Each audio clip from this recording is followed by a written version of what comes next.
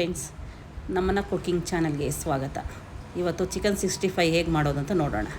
ಅದಕ್ಕೆ ಮೊದಲಿಗೆ ಅರ್ಧ ಕೆ ಜಿ ಚಿಕನ್ನ ವಾಶ್ ಮಾಡಿ ಇಟ್ಕೊಂಡಿದ್ದೀನಿ.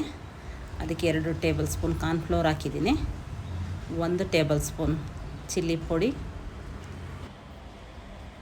ಈಗ ಅರ್ಧ ಸ್ಪೂನ್ ಅರಶಿನ ಹಾಕ್ಕೊಳ್ಳೋಣ. 1 ನಿಂಬೆಹಣ್ಣನ್ನು ಹಿಂಡಿ ಒಂದು ರಸ ತೊಗೊಂಡಿದ್ದೀನಿ. 2 ಟೇಬಲ್ ಸ್ಪೂನ್ ಮೊಸರು ಹಾಕ್ಕೊಂಡಿದ್ದೀನಿ.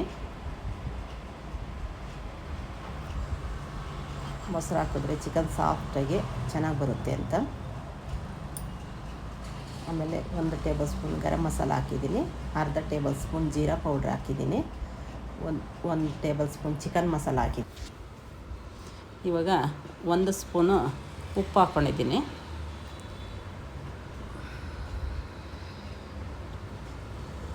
ಉಪ್ಪು ಹಾಕಿದ್ಮೇಲೆ ಚೆನ್ನಾಗಿ ಒಂದು ಸಲ ಮಿಕ್ಸ್ ಮಾಡ್ಕೊಳ್ಳೋಣ.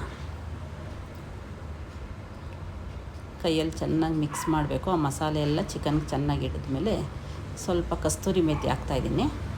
1 ಟೇಬಲ್ ಸ್ಪೂನಷ್ಟು ಚೆನ್ನಾಗಿ ಪುಡಿ ಮಾಡಿ ಹಾಕಿದ್ದೀನಿ. ಇವಾಗ 1 ಟೇಬಲ್ ಸ್ಪೂನಷ್ಟು ಶುಂಠಿ ಬೆಳ್ಳುಳ್ಳಿ ಪೇಸ್ಟ್ ಹಾಕ್ತಾಯಿದ್ದೀನಿ, 1.5 ಸ್ಪೂನಷ್ಟು. ಅದನ್ನು ಚೆನ್ನಾಗಿ ಮಿಕ್ಸ್ ಮಾಡೋಣ. ಚೆನ್ನಾಗಿ ಚಿಕನ್ಗೆ ಮ್ಯಾರಿನೇಟ್ ಆಗಲಿ. ಅದು